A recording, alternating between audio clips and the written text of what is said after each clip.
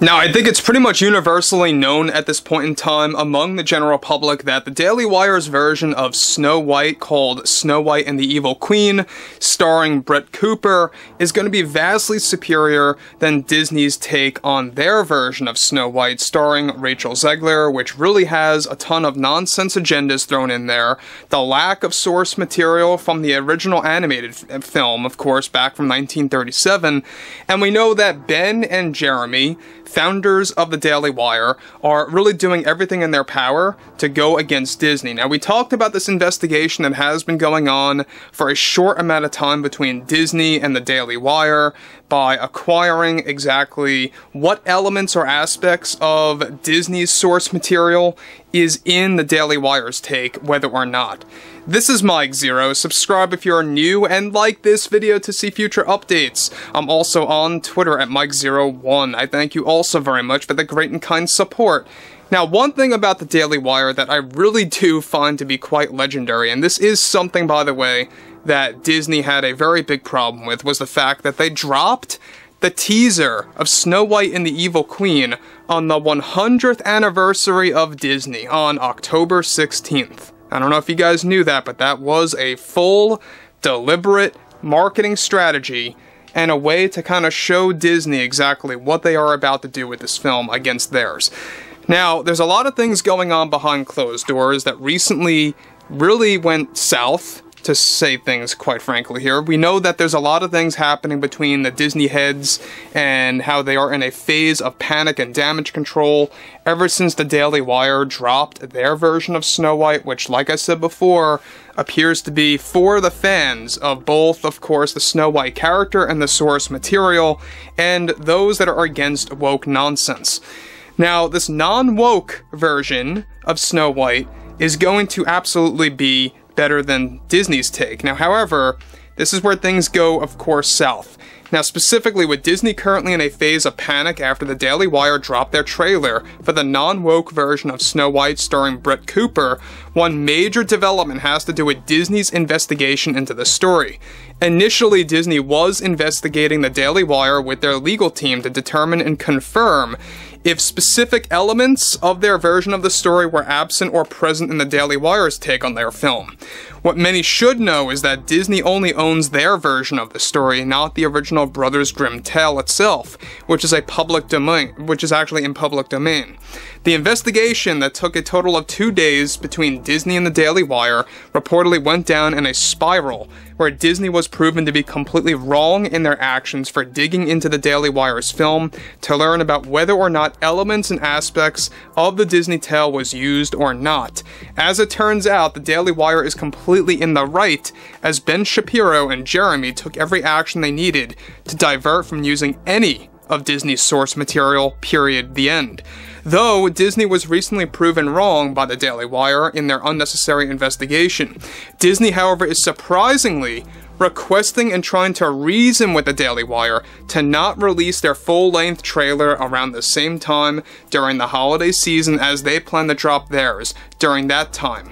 Now, guys, let me just say one thing before I get to the next big piece of this development that I think is yet again going to be the icing on the cake here. Now, we know that Disney is very much desperate at this point in time on all fronts.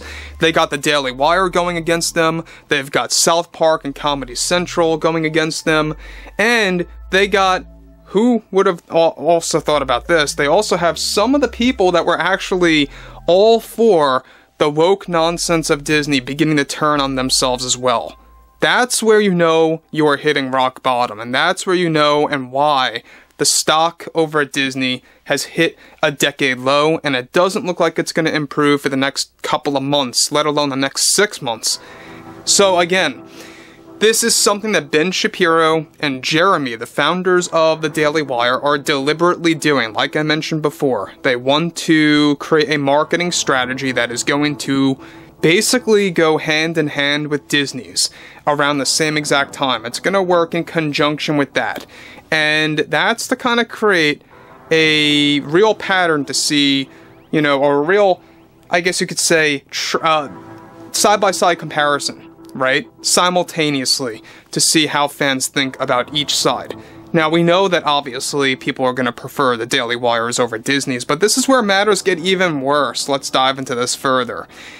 Now, something the Daily Wire has been planning to do is that Disney was already furious over the fact that the Daily Wire dropped the Snow White and the Evil Queen teaser on the 100th anniversary of Disney, something that Disney did not take lightly with the founders and are actively trying to reason with Ben and Jeremy. The Daily Wire still intends to release their full-length trailer just before or after the release of Disney's full trailer or tease in an attempt to show common moviegoers and the general public a true comparison between normalcy and the lack of common sense.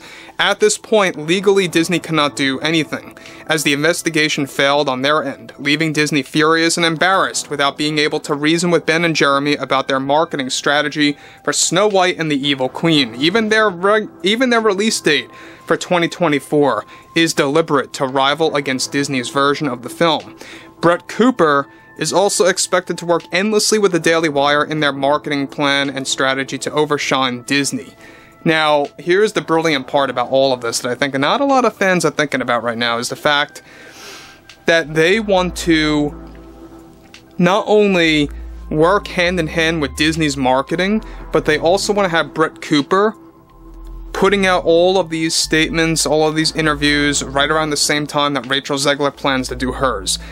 That is brilliant, and I think the fact that the Daily Wire is just relentless with this, and how they proved Disney wrong in their investigation that was very short-lived, and how it was so pathetic that it actually made Disney look very foolish. They're very angry over that, knowing that they can't do much about this. You know, not only did Disney do stuff like this before in the past with other studios and other corporations. I mean, this is Disney after all. This is somebody, by the way, this is a studio that wanted to take over Quentin Tarantino's theater when he was releasing The Hateful Eight, and they wanted to put Star Wars in the theater that he was meant to actually debut The Hateful Eight in. I don't know if you guys remember that whole drama piece.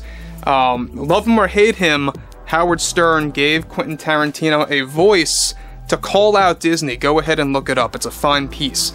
So, yeah, I mean, this is everything that's been going on with the Daily Wire and Disney. Disney is losing it. They don't know what to do right now. And the Daily Wire has no plans to stop. They want to go at full force with their marketing plan to really just wash over Disney's marketing and to really show them exactly, you know, what the audience wants to see on the big screen or at home, and what kind of story they prefer over the other one. And I think it's going to be a great way. You know, I think that we should all root for the Daily Wire just to do proper remakes of The Little Mermaid, of Sword in the Stone, Hercules, before Disney beats them to the punch, just to kind of showcase exactly what's better than Disney's take, right?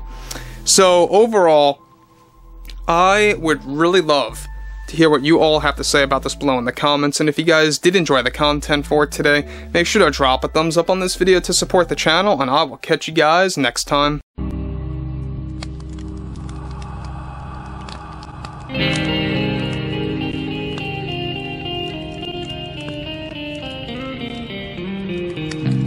Gun in hand, we are alone again. No, from night to moon, we hear them moans again. No.